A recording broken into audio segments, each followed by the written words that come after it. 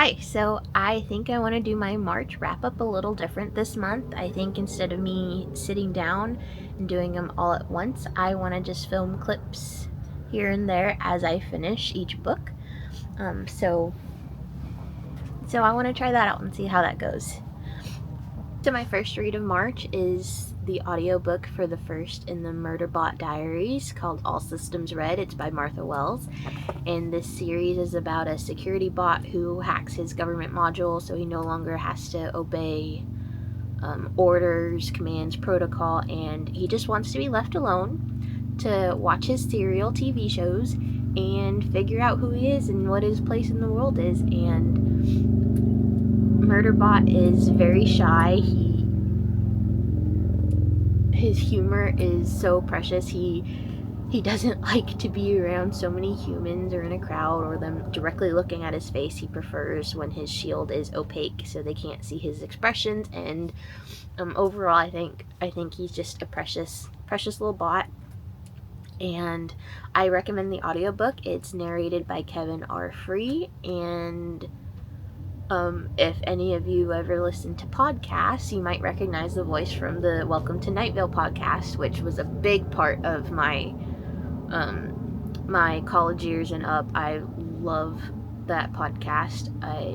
That whole universe was awesome. So hearing a familiar voice was it was so cool. It's also a really short read. The audiobook was only 3 hours. So if you're looking for something short and funny, I think that could be the series for you. I gave it 4 stars, and I will definitely be reading more. So I finished We Who Will Die by Stasia Stark last night, and today I did Artificial Condition by Martha Wells, and both of those get 4 stars across the board. We Who Will Die follows Arvel, who has to re-enter what is called the Sundering, which is an arena that the Emperor puts on, and those who complete the Sundering get prestigious places with the Emperor's guard. And she basically gets blackmailed into doing that to save her brothers. And then along the way, there's a couple of vampires that she's got to learn that her fate seems kind of intertwined with. And one of them is someone from her past, and another one is the Emperor's son. And I loved the magic. There's vampires, and they're super strong, but they don't have, of course, they can't be out in the sunlight. And there's what's called sigil marked, where you're either born with a gold, silver, or bronze sigil, and that determines how much power you have when it grows. And if it doesn't grow, or if you're born without one, then you're called a voidborn. And I really like the magic system in it. I like the arena aspect.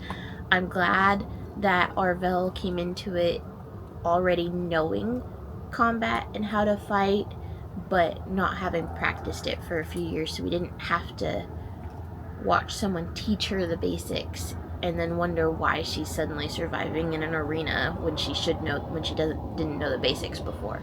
So I really liked that she already knew combat, she was just out of practice. The reason why it didn't get 5 stars is there was a little too much of pushing everyone away so no one gets close to you, so no one gets hurt, and you're doing it for their protection, and I don't like that. I don't like when it's under the guise of protecting them, but that kind of does resolve itself around the 70 to 80% of the book. She kind of realizes the error of that, and I do like that. I'm not a fan of second chances, and there wasn't really a true love triangle-y aspect of it. In future books, it looks like it's setting up to be a triangle in future books, but there wasn't a whole lot of it in this one. The Emperor's son reminds me of a Daemon from the Vampire Diaries type of character, and there wasn't enough of him in it for my taste, because I'm a sucker for a guy who has to play the villain in order to protect people. He's a villain when he's trying to protect the people he cares about. And then Artificial Condition by Martha Wells, another 4-star. It continues to follow Murderbot, and we see more of his social anxiety in this, especially as he's pretending to pass off as a human. And it's just adorable. He's relatable, and I love how he's trying not to lean into his emotions, but he can't help it, and he ends up begrudgingly finding friends and caring about people when he doesn't really want to. And it's a fun time. It's short and sweet, and I really enjoyed it. And Artificial Condition is the second in the Murderbot Diaries series. So I finished Everyone in My Family is a... Nope. Yeah, Everyone in My Family is a Killer. Quick editor's note, I just realized I've been saying the title wrong. It's actually called Everyone in My Family Has Killed Someone, not Everyone in My Family is a Killer. So I just finished reading Everyone in My Family is a Killer, and it's the first in the Ernest Cunningham series, and I absolutely loved it. 4 stars. It was funny, and it kept me guessing as to who was going to die and who the killer was until the very end. I love it when stories have parallelism to it, where the ending scene kind of mirrors the beginning in some type of way, and I really like that. I enjoyed the writing. The humor was fun. It's basically it's the Cunningham family reunion at a ski resort, and there's a dead body. Someone drops dead, and basically someone at that reunion is a killer, since there's no guests unaccounted for. And they're pretty much their family is pretty much one of the only guests at the resort. So someone in the family is a killer. And it follows Ernie, and he's pretty much an outcast of the family. He did the one thing that Cunninghams don't do, which is turn your back on the Cunninghams. So what he did was he turned his brother in, testified against his brother, and his brother went to jail. So he's pretty much an outcast of the family. The humorous part of it that I liked was his Aunt Catherine made a spreadsheet for the reunion, and under allergies he wrote he's allergic to spreadsheets. So I thought that was a funny little tidbit. I thought it was interesting how the author did something like he'll say someone dies in 5 minutes, and then someone else dies in this chapter, and you kind of, as you're reading, you forget, because it's said so upfront in the beginning, you forget about it. And he kind of makes little statements that remind you, like, he goes, if you remember, someone's supposed to die in this chapter, and then they do. And I thought that was a fun way of doing things, instead of going, oh no, is someone else going to die? You're reading through the story, and you come up to the point and you're like, oh yeah, someone's supposed to die, and then you find out. And I thought that was fun. I don't know if any of this is making sense, but I like how the narrator says he'll spoil the plot, but he won't tell you the why. So in the very beginning, one character's throwing up, and he goes, and this is a spoiler, but she's not pregnant. And then you forget about that detail. That detail doesn't get mentioned until almost the end of the book, and then he brings you back to that point, and he's like, remember when I said she wasn't pregnant? Well, this is why she was actually throwing up. And I thought that was very interesting. His stepsister makes a bingo card just for the two of them, and on his bingo card that he gets, one of the squares is that Ernie will ruin something. And he kind of gets a little hurt at that. But his brother, I love when his brother takes his bingo card and he crosses out the ruin and he says Ernie fixes something. And just that point of connection was really poignant to me. And I really love how he starts the book as an outcast, but he doesn't end it as one. And it was a great journey to read about, even though, people do die, but I loved the cast of characters, and there was the entire time I was guessing, there was no hard, oh, this person must be guilty, oh, just kidding, they're not guilty. I truly didn't know who or what motive that the killer had for it, and I really liked it. So I finished reading Dungeon Crawler Carl last night, and 5 stars. That was an insane start to the series. It was everything I was wanting from it and more. That book made me tear up. It made me laugh. It made me care for the characters that on the surface seem unlikable, but you really delve deeper underneath the surface, and into who they are as people, and it's about hope and perseverance and holding on to your humanity in the face of destruction and world-ending invasions, and holding on to who you are as a person. There's a line where Carl says, you know, the second we lose our humanity, it's all over. Or, I'm paraphrasing, but something to that effect. And that's so true. And this was a fun book. It had themes that made me think. But overall, it was fun. If it was vivid. I loved the writing. It was so easy to fly through. I highly recommend. So 5 stars for Dungeon Crawler Carl. But a quick summary about the book. What it's about is aliens kind of take over the world. All the buildings are dead, and the surviving humans get put on a survival game show type of thing where you have to crawl through different levels of a dungeon. So it's reality TV mixed with video games, mixed with just trying to survive. And basically, it's all televised. People are expected to die, and the furthest a crawler has made it is to level 13 out of the 18 levels of dungeons.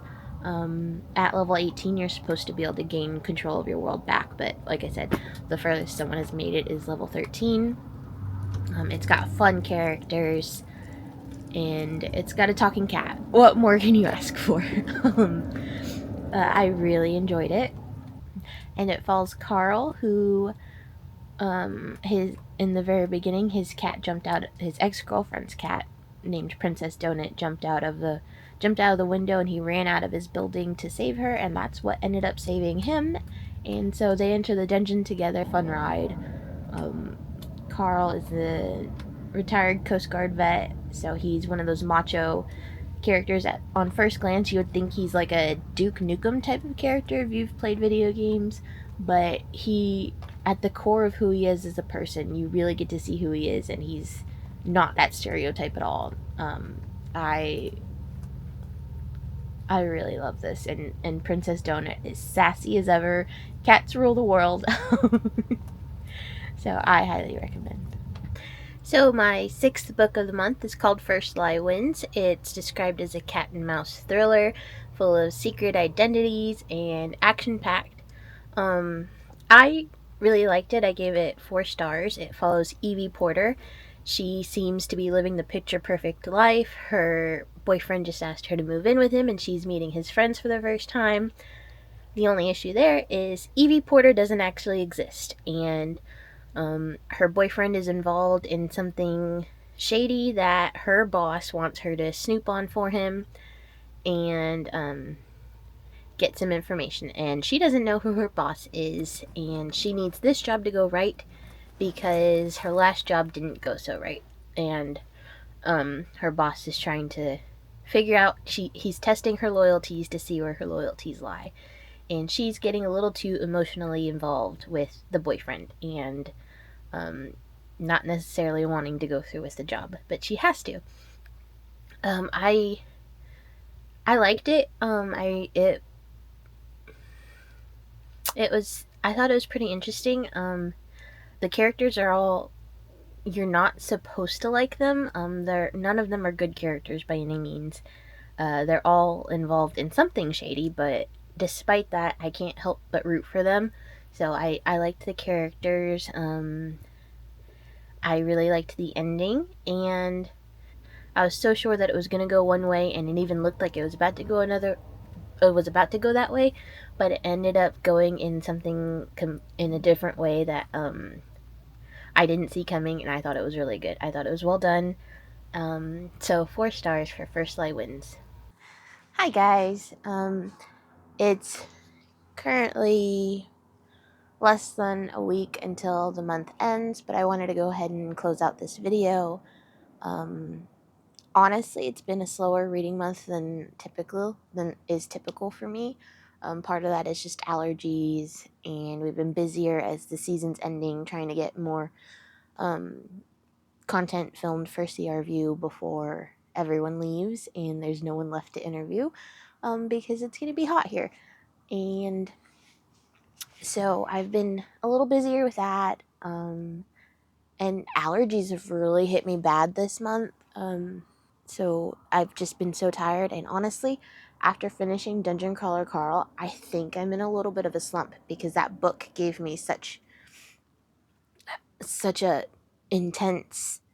That was, let's put it this way. It's so hard for me to pick favorites. I don't like picking favorites. I'm pretty indecisive about that because I don't know. It's really hard for me to pick favorites, but my absolute top two favorite books are Project Hail Mary and now Dungeon Crawler Carl. And so after reading that, I've been in a little bit of a slump where nothing is hitting the same. So that's also part of it. It's just I've been busy, I've been allergied, and I'm in a little bit of a slump coming up at the end of the month.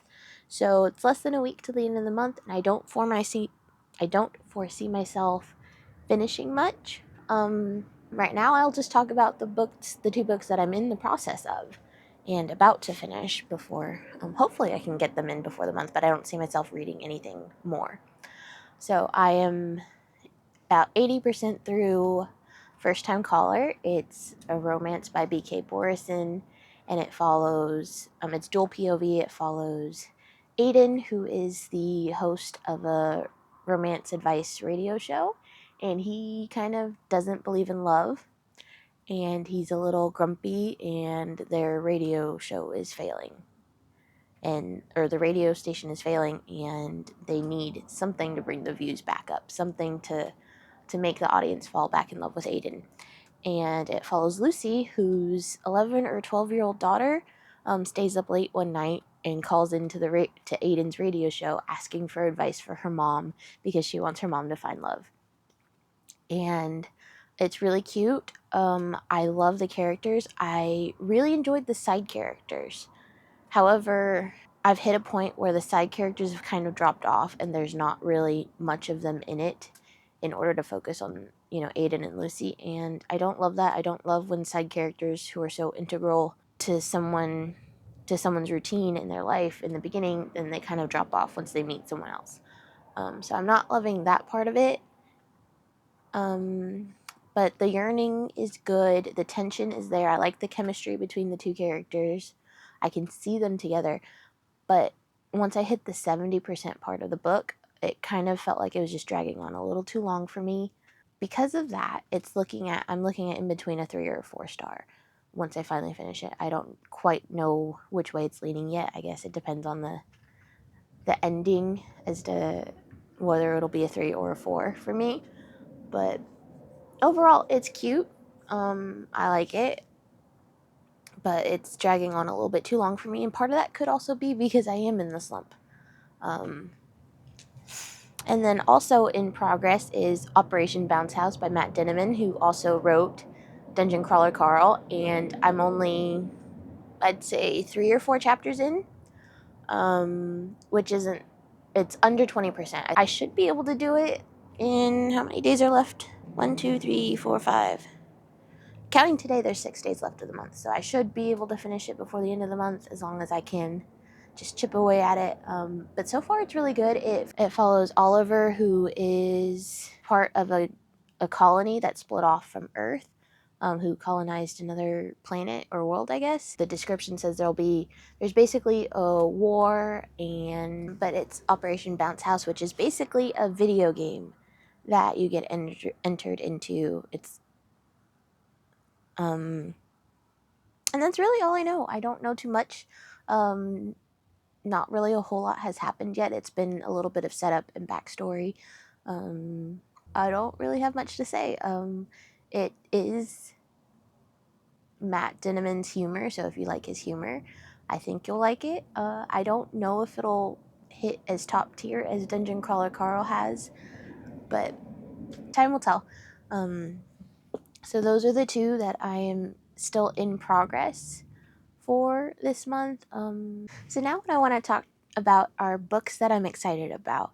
So Evelyn Clark, who's revealed to be a new author team of V.E. Schwab and Kat Clark, they're coming out with a book next month, and V.E. Schwab is an auto-buy author for me. She's, I pretty much love everything she writes. So I'm really excited about this, but this sounds so good. It is called The Ending Writes Itself, and that's coming out, I'm pretty sure, yep, it releases April 7th, 2026. It is, and here's the description for it. Arthur Fletch, one of the world's best-selling novelists, is a reclusive genius known for his iconic protagonists and fiendish twists. When 6 struggling authors are invited to spend a weekend on his private Scottish island, they arrive to discover a shocking secret. Arthur Fletch is dead, and his last book is unfinished. Desperate to publish the novel, Fletch's agent and editor have summoned these writers in the hope that one of them will imagine a worthy ending for this final book. To sweeten the deal, they are offering an irresistible prize. In addition to ghostwriting the last chapter for a mind-boggling sum, they will also help the lucky writers successfully relaunch their own career, guaranteeing future bestsellers. The catch: the writers have just 72 hours to finish Fletch's magnum opus. It's the perfect plot. All it needs is a killer ending. And I am super excited of it for this. It kind of reminds me of what's that one Ally Carter book that takes place over Christmas? I gave it a 4-star. I'm just blanking on the name. Mary, The Most Wonderful Crime of the Year. It kind of reminds me of that, except I know that there's more of a romantic plot involved with that. But I gave that one a 4-star, and I trust V.E. Schwab. I haven't read anything by Kat Clark, but I am super excited, and V.E. Schwab is actually, I don't know if both of them are coming, but I know V.E. Schwab will actually be on a book tour for this they'll be in Scottsdale on April 6th, I think, and I'm really torn. I'm debating going to that, but I don't know. It is a few hour drive. It's like 2 to 3 hour drive one way for me, so I'm not sure yet, but I really want to because it comes with a signed copy of the book, and like I said, it's an auto by author, and I'm really excited for that. So that comes out April 7th. The next thing I want to talk about that I'm super excited about is Project Hail Mary, one of my all-time favorite books that I just mentioned. The movie just came out. 100% recommend it. I talk a little bit more about it in a future video because my dad and I went to go see it in theaters. They announced a deluxe hardcover edition of the book, and it is so gorgeous that I want to cry. And it's on pre-order currently. It's on pre-order, and it says free release date delivery December 1st. Oh my god, it looks stunning. And like I said, one of my all-time favorite books. I am so tempted. It's hard. We can't really have too many books in the RV, like physical books, because it's a lot of weight. And it's a hardcover, but it's so beautiful, and it's one of my all-time favorite books, so I might have to. I guess I have until December to decide the pre-order, decide if I want to go ahead and pre-order that, but I don't know if you can see this. The screen's going a little wonky, but it's beautiful, stunning. That I'm really excited for. And they also decided to release a deluxe edition of The Martian by Andy Weir. And I haven't read that, but I feel like if it has the same Project Hail Mary vibes, because it's the same author, I will probably really like it. And that special edition, deluxe edition, looks beautiful as well. And I think it's about an astronaut who gets stranded on Mars. But I'm not entirely sure. So that I'm excited about. And then I just found a deluxe edition of Dungeon Crawler Carl that they're releasing in November. That gets released November 17th, 2016, or 2026. Not 2016. November 17th, 2026. And it might be a little insane of me to have 2 copies of one book, but like I said, one of my all-time favorite books. I might have to, because look at Carl and Princess Donut on this. You probably can't see because of the weird LED glare, but it's beautiful, and it has "You Will Not Break Me" written on the spine, which is Carl's quote. There is a future video coming out where I discuss reading Dungeon Crawler Carl throughout the video, and my thoughts on it. But like I said, you've already heard it here. 5 stars. One of my absolute favorite books. In fact, I'm actually considering getting tattoos for both Project Hail Mary and Dungeon Crawler Carl because I love it that much. So I might have to pull the plunge on that deluxe edition as well. I have time to decide, but I like shiny, pretty things. And those covers look absolutely stunning. So, hey, you only live once, right? But those are the books that I'm excited for, and that I'm excited about that are upcoming. And I guess that's all I have to talk about. It's been a slower reading month, but it has been good. Because if I remember correctly, so far nothing, unless First Time Caller ends up being a 3, which I don't think it will. I'm probably leaning more towards a 4. Um, so far, I don't think I've actually read anything under a 4 star. And I found a new all-time favorite book in this. So I think despite it being a slower reading month, it's still an exceptional reading month for me. So anyway, that was March. I hope you stay cool out there, and happy reading.